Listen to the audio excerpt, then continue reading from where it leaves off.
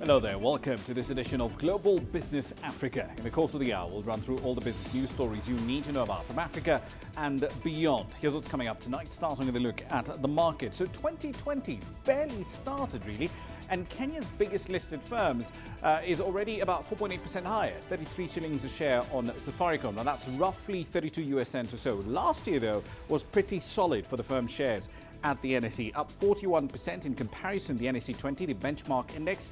That was down by 4.16%. Here's what's coming up tonight. Global airlines shunned the Iran-Iraq airspace after Ukrainian airline crash.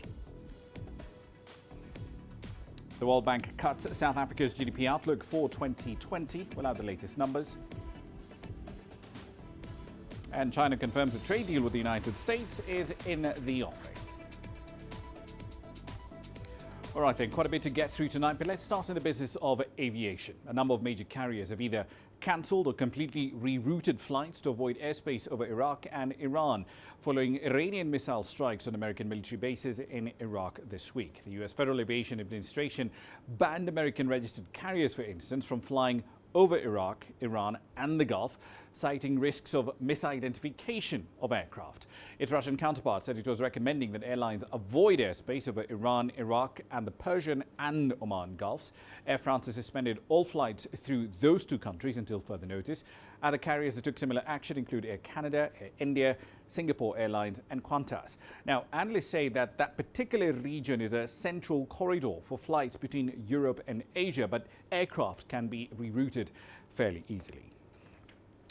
In the meantime, Ukraine's President Volodymyr Zelensky says that the government there is considering a range of possible causes of the plane crash in Iran barely 24 hours ago. The crash of Flight 752 killed at least 176 people from 7 different countries. He also declared the 9th of January as a day of national mourning. Here's CGTN's Terry Wangari with the latest. The Ukraine International Airline jet crashed shortly after takeoff from Tehran on Wednesday. Among the victims were 82 Iranians, 63 Canadians, 11 Ukrainians, 10 Swedes, 3 Germans and 3 Britons. Undoubtedly, the priority for Ukraine is to identify the causes of the plane crash. We will find out the truth. For this purpose, a thorough and independent investigation will be conducted in accordance with international law. Investigation of the plane crash will be provided by a commission appointed by the Civil Aviation Authority of the Islamic Republic of Iran. The Ukrainian president said that he would call the Iranian president on phone to step up cooperation in investigating the crash. Today, I will speak with the Iranian president on the phone in order to step up cooperation with Ukraine to establish the truth. I am appealing to the international community and especially to Canada to take part in the investigation of the circumstances of the crash of the Ukrainian Boeing 737. The cause of the deadly crash is still unknown. Ukraine's embassy in Iran dropped an initial reference to engine failure as the cause of the crash. However, in a second statement, the embassy said the causes had not been disclosed and that any previous comments were not official. 45 Ukrainian specialists already arrived in Iran at 3:30 a.m. Kiev time as part of the rescue and recovery group. This includes those from the State Aviation Authority, the National Bureau of Investigation of Air Incidents Involving Civil Aircraft, and representatives of Ukraine's international airlines. In 2 hours, they will go to the crash site. We expect them all to become involved with the work of the Commission, including the transcription of the black box. A report by Iran's Civil Aviation Organization said that the airliner was on fire just before crashing. Obviously, we all want to find out the truth as soon as possible, but in such cases, speed can conflict with the truth. It is essential to wait until at least a preliminary report is released by the investigating commission. I ask everybody, especially when Ukraine is in the middle of an information war, to refrain from manipulation, speculation, conspiracy theories, hasty and categorical judgments, and unverified theories. It is not a subject that needs to be hyped up or liked in social networks. It does not need sensationalism and conspiracy theories. The Boeing 737-800NG crashed just minutes after takeoff from Imam Khomeini Airport. The airline has defended the plane's maintenance records, saying it was only delivered in 2016 and had been inspected just 2 days before the crash. Terry Wangari, CGTN. Now, to be clear, the plane that went down shortly after takeoff from Tehran was a 3-year-old Boeing 737-800. The investigation is so far proving to be contentious in some respects. Let's get the latest on this with CGTN's Giles Gibson. He's live in Washington, D.C. right now. Giles, we're seeing media reports from CBS and Newsweek, among others, emerging that this plane may have been shot down. Do we have any independent verification of that? Well, Ramah, CBS News is reporting that US intelligence satellites picked up what are known as infrared blips. Now, they say, CBS News, that US intelligence satellites picked up these blips twice, which they are interpreting as 2 missile launches, and then another blip, which they're interpreting as a possible explosion. We've also been hearing from US President Donald Trump in the last hour or so.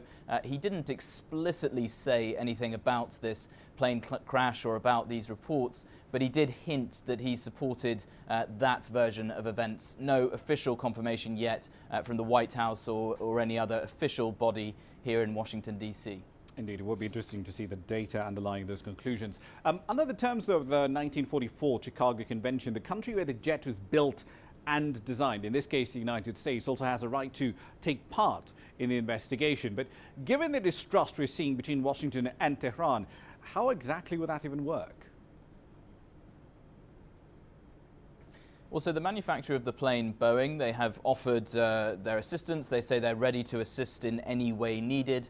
Canada's Prime Minister, Justin Trudeau, has also offered the assistance of Canadian authorities. Of course, there were many Canadian passengers on board that flight. But Iran's civil aviation organization, the head of that organization, has made their position very clear, saying we will not give the black box to the manufacturer and the Americans. They have, though, given access to a Ukrainian team of investigators, that team arriving in the Iranian capital on Thursday morning local time.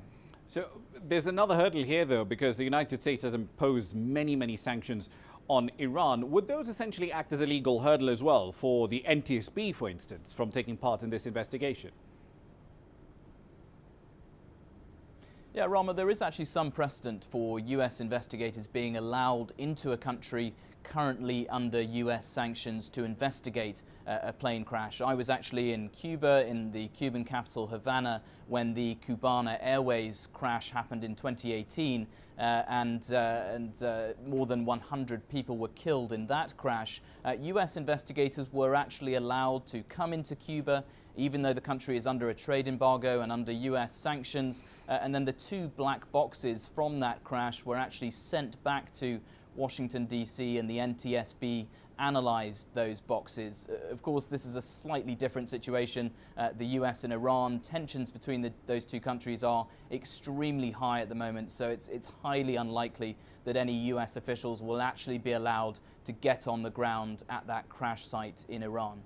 Indeed. So at this point in time, might a third country like France, for instance, might that be an acceptable compromise as a place to send the flight data recorders for analysis, as it was during the investigation, for instance, of crash 8310 last year? Yeah, the French equivalent of the FAA, it's known as the BEA. They are regularly involved in international crash investigations, often with Airbus planes, because of course Airbus is a very big plane manufacturer that's actually based in France. I think what this latest crash really illustrates is just the extreme complexity, the layers of complication that you have with these air crashes, because you can have one country, of course, where the plane takes off, another country where the plane is supposed to be heading to, another country or several other countries where the passengers on board come from, and then another country perhaps for the manufacturer of the plane. So these international air crash investigations are just so complicated and involve so many different countries and stakeholders. Indeed, let's see how all of this does play out. Charles Gibson in Washington, D.C. Thank you. Now back to the continent. Ministers from three countries, Ethiopia, Egypt and Sudan, have been holding what is expected to be their final round of talks on the Grand Renaissance Dam and its operations. Now this round of talks also aims at settling all the outstanding contentious issues between the three countries, but particularly between Egypt and Ethiopia. Here's CGTN's Girum Chala with the latest. All the three water and irrigation ministers of Ethiopia, Egypt and Sudan have arrived to their meeting venue early Wednesday morning. Then the meeting begins. All ministers have delivered their speech and they said this round of talks is critical and must end with success. It is an opportunity and responsibility of water ministers to show to our people and the governments that there is a technical solution for a technical problem. The GERD negotiation, no matter how complex from the point of view of hydrology, potential occurrence of drought and flood, operation, challenge of lacking clarity on cooperation mechanism, we can surmount the problem if we genuinely put our minds together. We have come here today with some ideas and some concepts that we hope can contribute to reaching a comprehensive, cooperative and mutually beneficial agreement on the filling and operation of the GERD in accordance with the 2015 Agreement on Declaration of Principles. Let us build on what has been achieved and try to reach consensus on key points. Of course, we understand that GERD issues are interlinked, but the approach of breaking into key points or subsystems makes the deliberation much more structured and hence much more productive. But there are still doubts from at least the Egyptian side that the filling process and timetable of Ethiopia's Grand Renaissance Dam could lower the water it gets from the Nile. In response, Ethiopia, through the Water, Energy and Irrigation Minister, reiterated there is no hidden agenda of harming any country, including Egypt. Ethiopia provided over 150 design and study documents of GERD to Egypt and Sudan, deliberated and examined the documents for a year in a transparent manner with participation of international experts from Britain, France, Germany and South Africa. This proactive gesture of Ethiopia has helped in keeping the dialogue alive among the technical experts of Egypt, Ethiopia and Sudan. This meeting is being attended by representatives of the U.S. government and the World Bank as observers. Ethiopia's Grand Renaissance Dam is under construction 24/7. The $4+ billion dam is expected to have a reservoir which will hold about 74 billion cubic meters of water to generate the close to 6,000 megawatts of electricity. The hope now is the three countries will agree on a timetable to fill the reservoir without affecting water flow or cause a delay for power generation. Girum Chala, CGTN, Addis Ababa, Ethiopia. Let's dive into the details of these negotiations. Girum Chala joins us now live from the Ethiopian capital of Addis Ababa. Yasser Hakim is also live in Cairo. Girum, let me start with you. So after 2 days of talks, are these three countries any closer to agreeing to a filling schedule for the reservoir?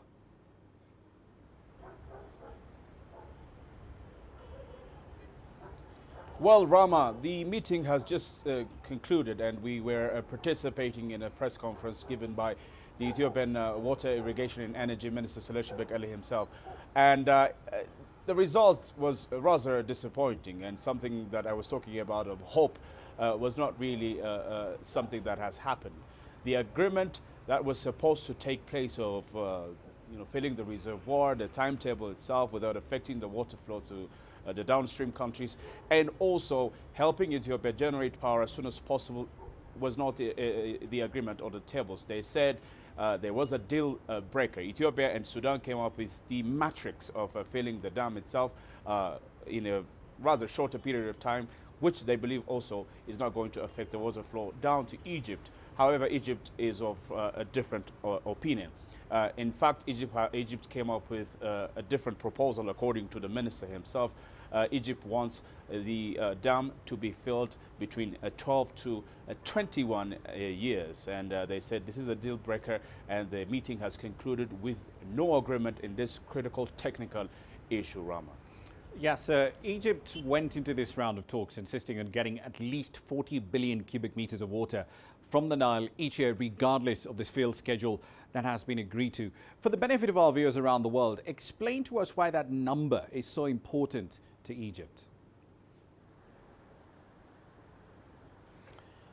It's very simple.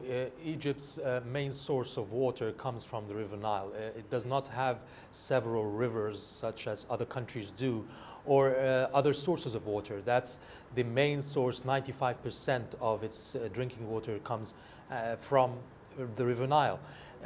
Egypt has been trying to create other sources such as desalination projects, underground water, but this first is extremely expensive and can only cover around 5% of Egypt's water needs. At the same time, this 40 billion has been as it is. It has not changed for decades. However, the population increases every year, and therefore even the 40 billion itself that is Egypt's right is not enough at the moment. So that's the minimum at the moment. Egypt is known to be suffering from water poverty. So it's not practical that it would give up any of this water because water is obviously a matter of life or death. It's not just about development, but also about life. So that's why the Egyptian president has made it clear in these talks he does not want to stop or cancel the project or GERD. He just wants to make sure that there are the guarantees that the dam would not harm Egypt's water share and that it will continue to flow into Egypt normally as before. Right. So, Giroum, the three countries had originally aimed to have a deal in place at least by the 15th of January, which is sometime next week, as I understand it. But clearly, that's not possible at this point, given the outcome that you've just told us about.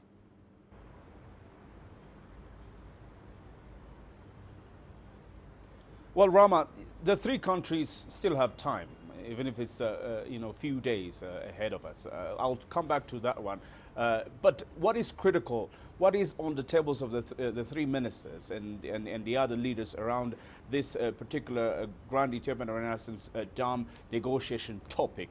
That's what matters, because if these countries are not agreeing on most of the matters, especially when it comes to filling the dam itself, and also the timetable of releasing water once the Grand Renaissance Dam has started operations, then we are not talking about any sound reason why these countries should sit down again to come up with any agreement. Now, Ramah, in the coming few days, the three countries, including the foreign ministers of Egypt, Sudan, and Ethiopia, and the water ministers are going to meet in the United States with the presence of the U.S.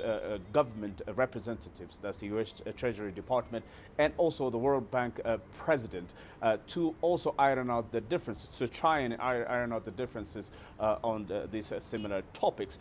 But remember, what Ethiopia is saying through the minister is that 12 to 21 years of filling the dam would just make the dam itself irrelevant, because power generation is what the aim is here, in order to provide electricity not only for Ethiopia but also for the region at the same time, and also do irrigation works. Drought mitigation plan, which was discussed here, has been placed in case Egypt face the worst drought ever in its history. What should happen was also discussed. The matrix Sudan and Ethiopia come up with also considers that one. The minister told us that Egypt is not accepting this proposal as well, which Sudan is agreeing to accept, because they wanted a much extended agreement to be signed, something that has never been proposed before. So in America, The last chance they have is in the coming Tuesday. They're going to have discussions, foreign ministers included. So we hope that is going to be the case, that an agreement will be reached. If not, well, we'll see what's going to happen, Ramah.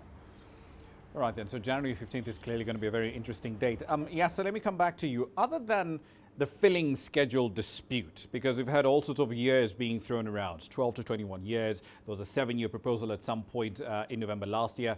Let's leave that aside for the moment. Are there any other concerns that Egypt has which have not been dealt with? According to Mohamed Sabah, he's the spokesman for the Ministry of Water Supply. He said that the other issue that they're discussing is the operation and management of the dam, not just the filling.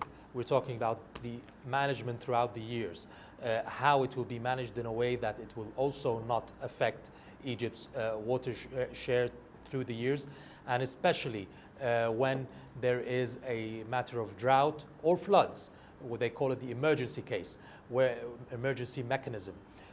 How will it be done in a way that it would not damage Egypt or harm Egypt and Sudan, whether a drought or what is called an extended drought period, and also in the case of floods. That's one thing. Another thing, Egypt is trying to get some kind of a binding agreement, a comprehensive binding agreement that puts all the rules and all the steps for all conditions that could happen at any time to ensure that these rules are met and abided by during the operation. We're not talking about 1 year or 2 years. This is a project that will be there for decades. So Egypt needs to be sure that and guarantees that this project, the dam, and after 20 years, 30 years of operations, we're abiding by the rules we have agreed upon in 2020, for example. Right. So this is another issue that Egypt wants to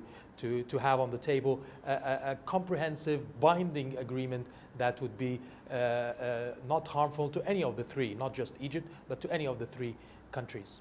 Right, we'll leave it there for the time being, gentlemen. Thank you for your inputs tonight. Yasser Kim, they're live in Cairo, and of course, Girum Chala live in Addis Ababa. Now then, the House of Commons has voted overwhelmingly in favour of Prime Minister Boris Johnson's Brexit deal. This finally does pave the way for the United Kingdom to leave the EU later in January. The UK is leaving the Union after more than 4 decades of membership. The deal has cleared its largest hurdle with a vote that followed a third reading in Parliament. 330 MPs voted for it, 231 against, putting an end to 3 years of political wrangling and infighting following the 2016 Brexit referendum. Now, Thursday was the final opportunity for legislators to reject the bill before it's sent up to the House of Lords, after which it will then become legislation in weeks to come. Now, the deal had been shot down by a fractured House of Commons several times over the past year, sending Westminster into a tailspin over whether Brexit would actually happen or not.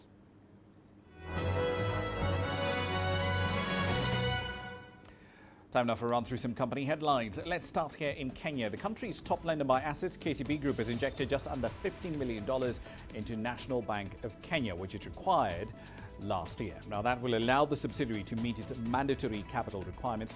KCB acquired the financially distressed and poorly run state-owned bank in 2019, despite some resistance from lawmakers who are demanding a much better price. Still in Kenya, the banks who were owed millions of dollars by the fallen retailer Nakumatt Supermarket have identified 11 bits of real estate linked to the owners of the retail chain. Now, the properties are worth about $36.3 million. They include shopping malls, office blocks and prime land. They're linked to the former chief executive of the firm, Atul Shah, and his family, and they could quite likely be seized. The anti-banking fraud unit under the Directorate of Criminal Investigations is investigating Nakumatt over alleged theft and money laundering. The French telecoms firm Orange is preparing for an IPO of its businesses in Africa and the Middle East. The company is targeting London or the Paris Stock Exchange for the listing, although it's seeking advice at the moment from BNP Paribas and Morgan Stanley on the viability of a float. No final decision on whether or not to actually go public has been made just yet. The head of the British Airways parent firm IAG, Willie Walsh, will step down in June from the airline group that he helped to build. We'll hand over to Luis Gallego, who's the current CEO of IAG's Iberia. Walsh said in November that he planned to retire as a company CEO in the next 2 years. Analysts believe that the appointment would mean little change in IAG's strategy and it would be welcomed by investors. That's a run through your company headlines.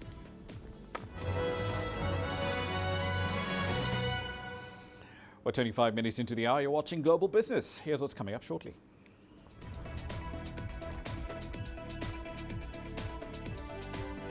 The World Bank cut South Africa's GDP outlook for 2020. And the World Food Programme has started food shipments for starving Zimbabweans. The details when we come back. The world economy as we know it is about to change. Global business reports highlight emerging markets, developing countries, and dynamic sectors worldwide. We feature top analysts and newsmakers to provide perspectives on every facet of business. From an on-the-ground perspective, we provide you with balanced and objective assessments. Fast, sharp, and insightful. Global Business. Only on CGTN.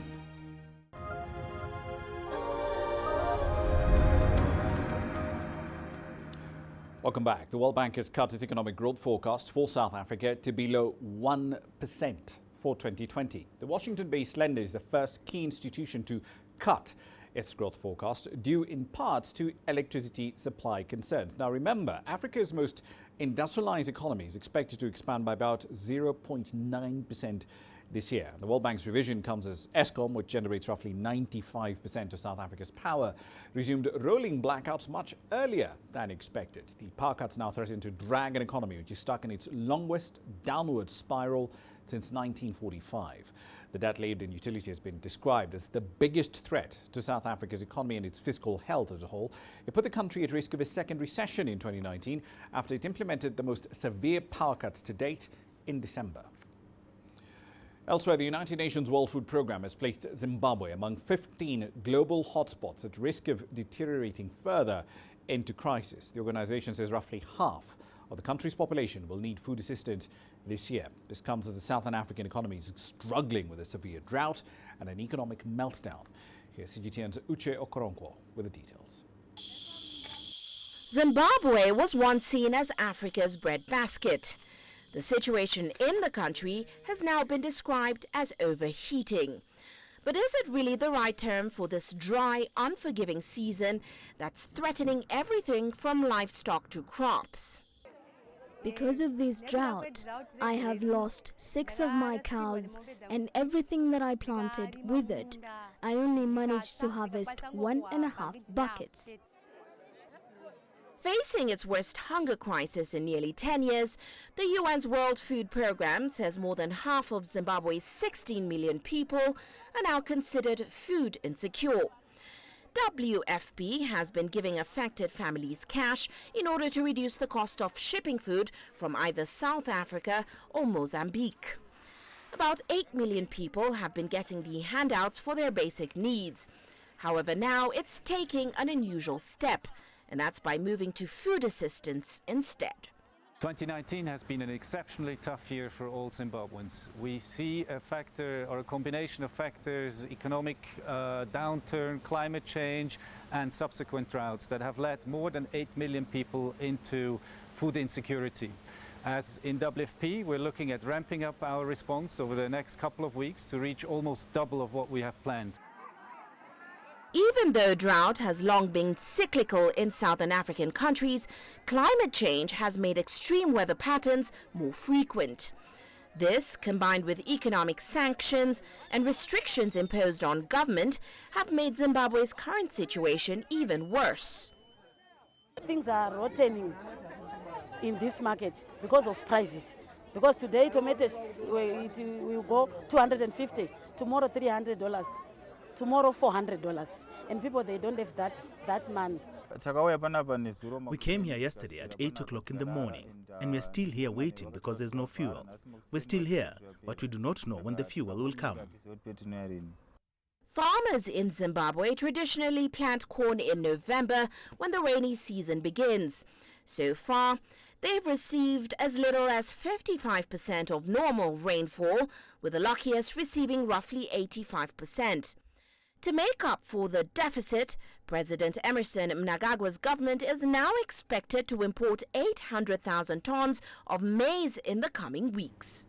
Uche Okoronkwo, CGTN.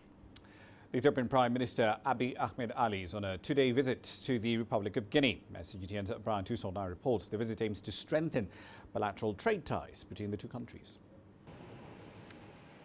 Upon his arrival, Ethiopian Prime Minister Abiy Ahmed was welcomed by Ghanaian President Alpha Condé. The two leaders held closed meetings in the capital, Conakry, after which they toured the city's iconic places. Last year, the president paid an official visit during the Summit of Heads of State. It was also planned that the Prime Minister would also visit, and he is now doing so to confirm all the cooperation frameworks that were signed last year.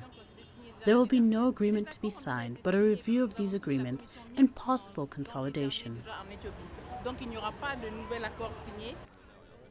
The two leaders agreed to bolster cooperation agreements signed in 2019 between the two countries. The agreements focus on areas of education, health, financial management, agriculture, culture, and tourism. It's always a great honor for the Ministry of Transport, especially for the autonomous port of Conakry.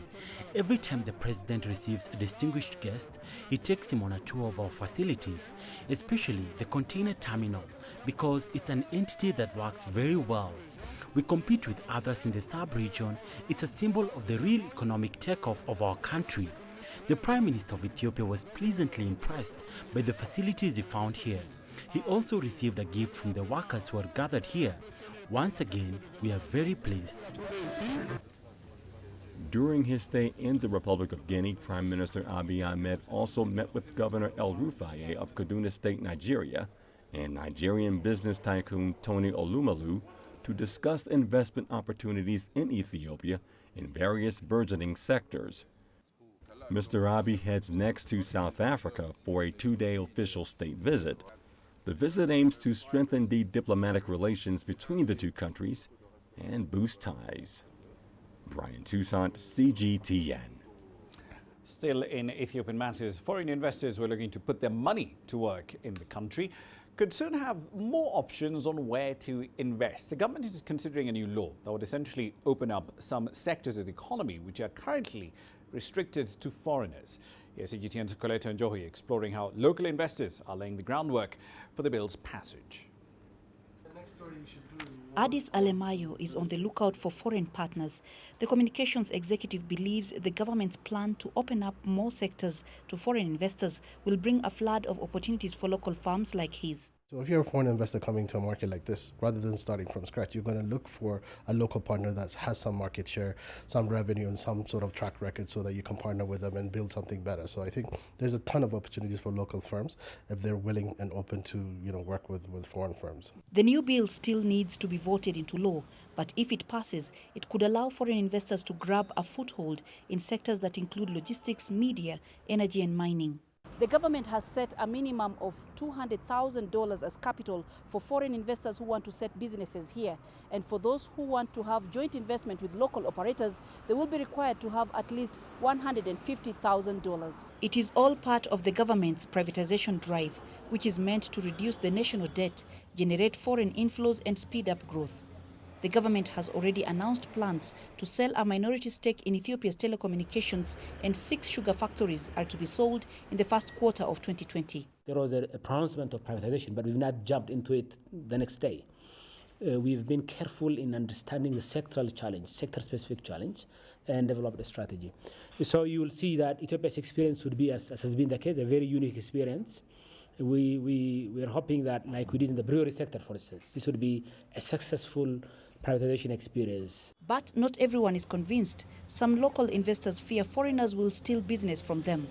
Alemayo says the skepticism stems from not understanding what opening up the economy will actually mean. The last 27, 28 years, we've had sort of a mixed economy that's more or less, I still say, wasn't opened enough. I think whether we like it or not, Ethiopia is going to join WTO. Whether we like it or not, we've already signed into the Africa Free Trade Agreement. So whether we like it or not, we have to open up these key sectors. So I think it's time to buckle up and get ready for that competition. Alemayo believes this is where the government can help, by offering loans, for example, to those looking to beef up their production and advising them on how to survive with the competition that will come with the opening up. Colette Wanjohi, CGTN, Addis Ababa, Ethiopia. The African Consortium on Waste Management has been created in Tunisia. Officials and experts from many an African country were in Tunis to focus on that sector. Experts also discussed innovative solutions to waste management across the continent. The Tunisian CEO of the German-Swiss African Consortium will set up 5 waste processing and transformation units in coastal regions in the North African country. By uniting our expertise, we will process and manage municipal solid waste, as well as toxic or hazardous waste from hospitals and the petrochemical industries, which represent potential threats to public health and the environment. The new units will be established in 7 African countries to produce substitute or refuse-derived fuel, RDF. Tunisia will provide equipment to set up the recycling plants. This is an economic and environmental project which is part of the effort to fight global warming.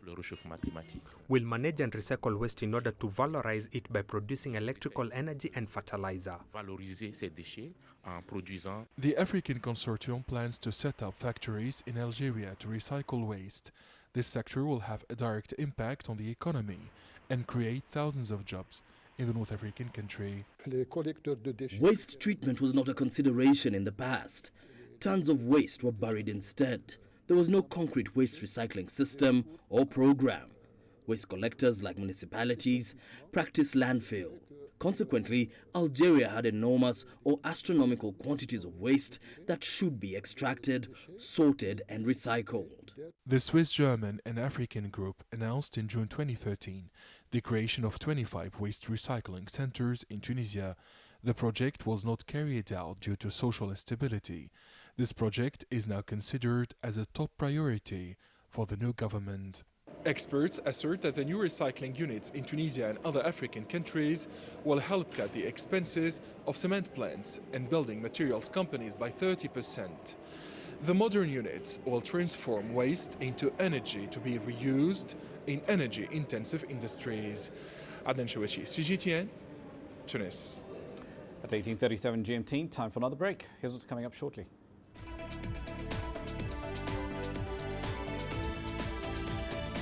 China confirms a trade deal for Phase 1 with the US is in the offing.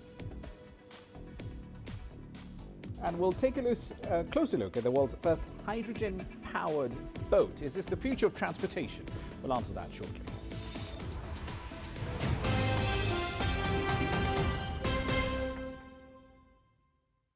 Business in Africa is at the crossroads. We celebrate those who are adopting and thriving despite the challenges, from grassroots to big businesses.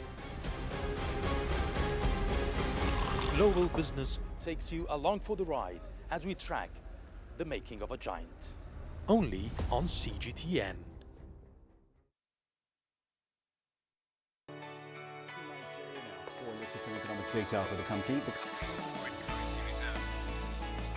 With a dedicated and diverse team of anchors, CGTN now brings Africa to the palm of your hand.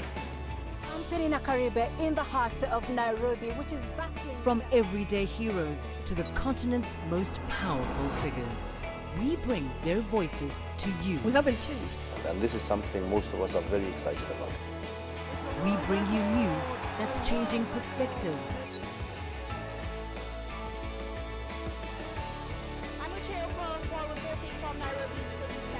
News that brings Africa to the world.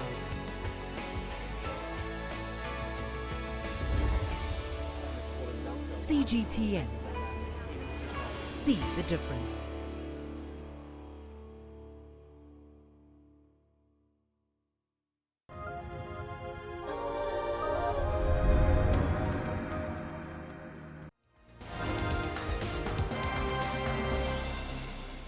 Welcome back. These are the stories making your headlines at this hour. France's Minister of Europe and Foreign Affairs is in Tunisia for an official two-day visit. Jean-Yves Le Drian arrived in Tunis from Egypt, where he met President Abdel Fattah el-Sisi. Le Drian is visiting Tunisia at the request of the French president to meet with the Tunisian head of state to discuss the situation in Libya. Over in Nigeria, about 20 soldiers have been killed and nearly 1,000 people have been displaced from their homes in northeastern Borno state. This happened on Tuesday after terrorists invaded a local government area. Ministers from Ethiopia, Egypt and Sudan have been holding what's expected to be the last and final round of talks on the Grand Renaissance Dam and its operations. This round of talks aims to settle outstanding contentious issues. And finally, Zimbabwe has been stepping up maize imports to avert an impending food crisis. The World Food Programme says its reserves of food aid could run out by February, and that's the peak of the lean season, essentially leaving millions in the country at risk of starvation. Roughly half the country's population is at risk of starvation at the moment. That's a run through your headlines.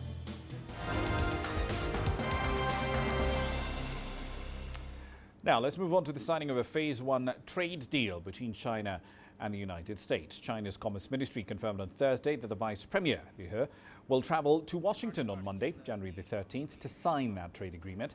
However, this does come even as Washington imposes new restrictions on the exports of certain products, in this case, AI programs, and that includes to markets like China. The restrictions went into effect on Monday, the 6th of January, and they are the first to be applied under 2018 Export Control Reform Act.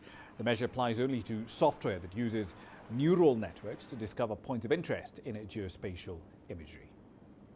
在经济全球化深度发展的今天, the development of economic globalization is growing rapidly.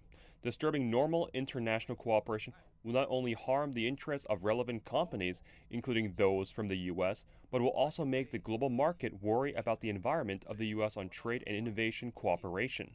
There should be no boundaries on science. We urge the United States to stop abusing export controls and create a favorable trade environment for enterprises worldwide. 应该造福于全世界人。 Now, at the beginning of September, WeWork was privately valued at roughly $47 billion. That, remember, is more than the current market cap of Ford and twice the GDP of Iceland. It's slightly less than Kenya's entire debt load at the moment, but that's besides the point. But just 8 weeks later, WeWork's underwriter slashed its pre-IPO valuation by between 75 to 80%. That's a massive cut. As CGTN's Karina Huber explains, that dramatic drop, though, wasn't enough to entice investors to take a bet in a company once described as a darling of the startup world. WeWork launched in 2010, quickly becoming a leader of shared workspaces for startups and freelancers. But for co-founder Adam Newman, it was about more than real estate. It was about creating a culture focused on sharing. As leaders, as CEOs, it is our responsibility to set the trend of the future, and the trend is we versus me. The company invested heavily in its vision. It paid $850 million for the former Lord & Taylor building on Fifth Avenue in New York.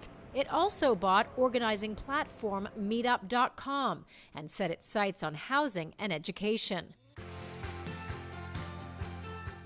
In 2018, it opened a progressive school in New York called We Grow. It was run by Newman's wife, Rebecca, who is Gwyneth Paltrow's cousin. A lot of our teachers come out of Bank Street. All of their learning is hands-on and experiential and project-based. A year after officially opening, the company announced the school would be shut down, as would many of WeWork's other ventures. The news followed what can only be described as an implosion at WeWork, a company whose market value dropped by about 75% from $47 billion to $10 billion in a matter of weeks. It's now worth only $5 billion. The drop came after the company released its prospectus to go public. Everyone said, what? You know, the emperor has no clothes, which begs the question of why did it take until then to see these things? Investors were shocked to learn of the company's spiraling losses, mismanagement, and the co-founder's conflicts of interest. Newman sold the WeWork trademark to the company, making $6 million for himself. He also was accused of giving his wife plum positions, even though she lacked the credentials. And there were reports of his erratic behavior.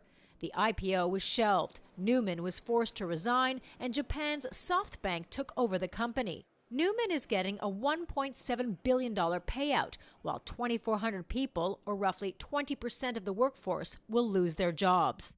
Ginsburg says many feel betrayed. This whole kind of, fantasy about we and community, it was like, wow, boom, it was just, thrown in their faces. People have a sense of fairness. Okay, if the CEO suffers together with them, we all went under. You stuck with the troops, we all went under. He didn't stick with the troops. Ginsburg says the downfall of WeWork will have profound impacts on investor appetite for other high-profile tech companies looking to go public. Karina Huber, CGTN, New York.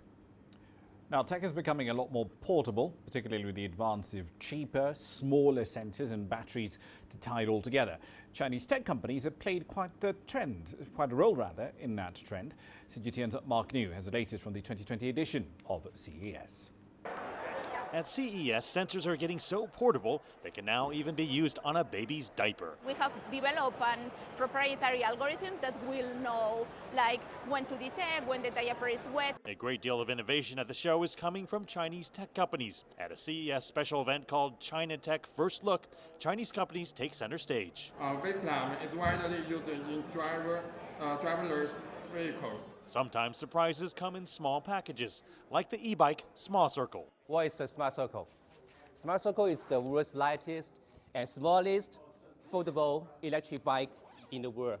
It's good for the last mile and the first mile transportation. In seconds, it unfolds to reveal a uniquely designed bike that weighs just under 11 kilograms. The battery serves as the seat, and it's got some kick, hitting speeds of up to 48 kilometers per hour. Wow. Chinese computer maker Lenovo unveiled 40 products at CES, including reintroducing the Motorola Razr flip phone, which now has a bendable OLED screen. And that same OLED screen technology is incorporated into the ThinkPad X1 Fold.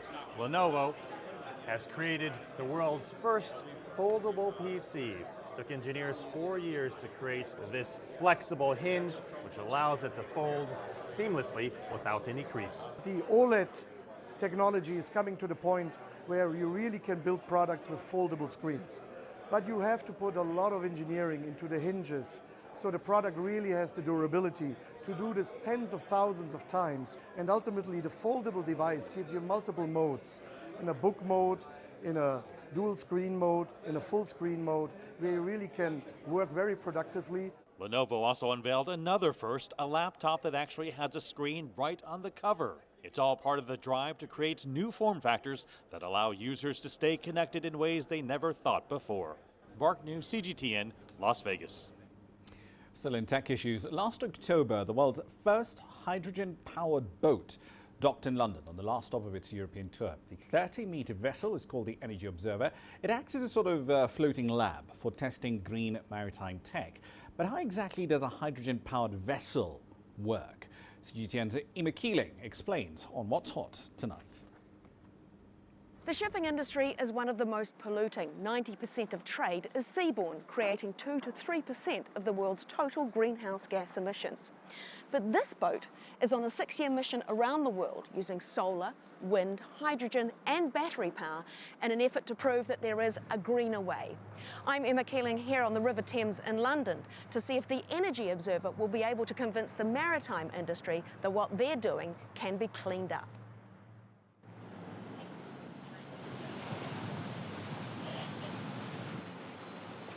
Can you hear something? Can you hear something? Very quiet. Very quiet. Very quiet. I can't hear anything because it's running on renewable energy. Louis Noel Viviers is the development manager. This one of the prototypes that we have been designed with the National Solar Energy Institute. So they are double-faced. They take up to 30% of their power from behind. So that you can get a reflection off the water and get power from there? Absolutely. They get the reflection from the water and from the paint because the paint is slightly metallized. On board, there are 4 tanks of hydrogen on either side and a set of 112 kilowatt lithium-ion batteries that feed the electric motors. Another set of 18 kilowatt batteries power the facilities. So with this energy, we can sail with no wind, with no sun, for about 3 days and 3 nights. The hydrogen is made on board by electrolysis, where an electric current is passed through water, producing hydrogen and oxygen. So it was quite tricky because we don't have a lot of space here, and we had to be able to build up this factory able to produce 5 kilos of pure hydrogen every day.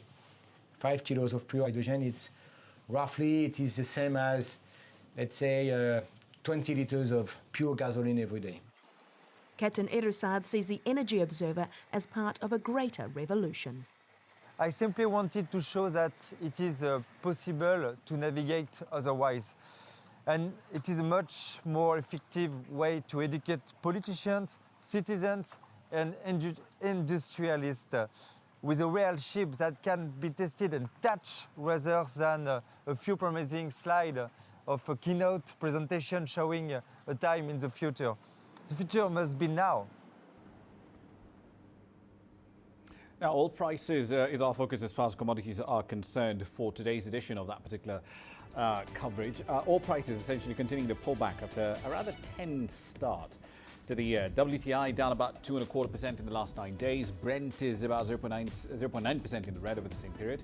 In other commodities, Egypt, second largest importer of wheat, it's smack in the middle of locking in supplies. At the moment, we understand the country's bought about 180,000 tons from 3 suppliers, Russia, Ukraine and Romania. Here's what's coming up shortly.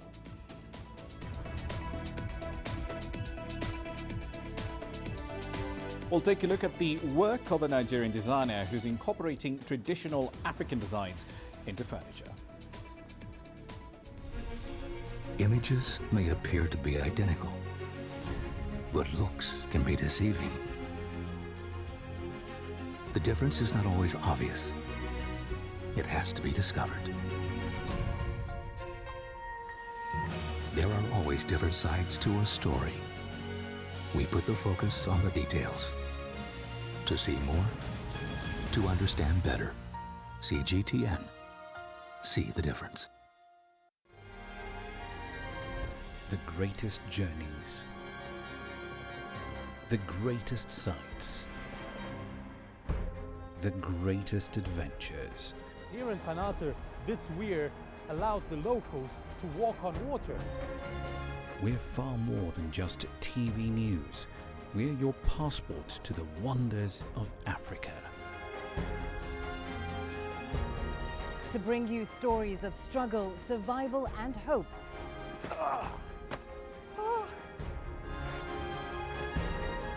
So let's explore.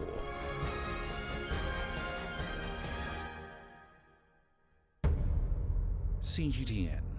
See the difference.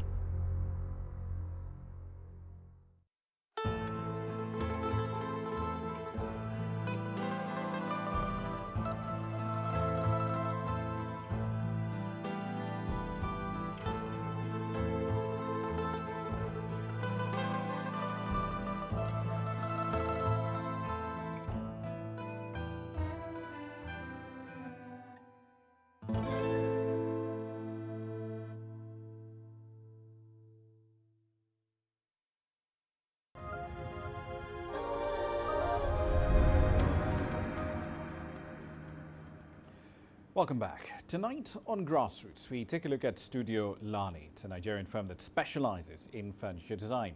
Spearheaded by the designer Lani Adeoye, the studio incorporates traditional African designs into functional furniture and interior design. This is Lani Adeoye's latest design. That's right, a floor lamp. Inspired by a phrase in Yoruba slang, Sisi Echo, which roughly translates to a trendy woman living in the city, is the right name here for this well put together sculpture. This is the Sisi Echo floor lamp. It's a sculptural piece. So it's one of the few pieces I finished by hand myself because it's really evolved over a couple of years. Adeoye was trained in New York and started making contemporary African pieces back in 2013. For her, the goal here is to incorporate traditional African designs into functional furniture as well as interior designs.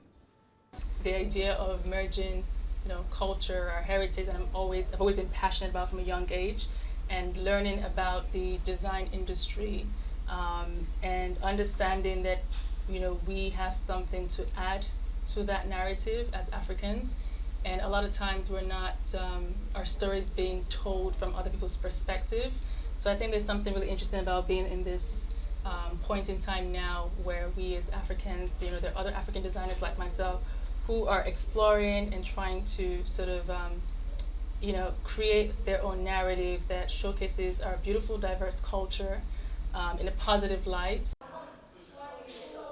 The 30-year-old designer's work range from indoor to outdoor furniture. Lighting fixtures and other interior decor are also included on the table. Her work is inspired by various traditional and modern African themes. A notable inspiration, she says, is the traditional Yoruba musical instrument, the bata drum.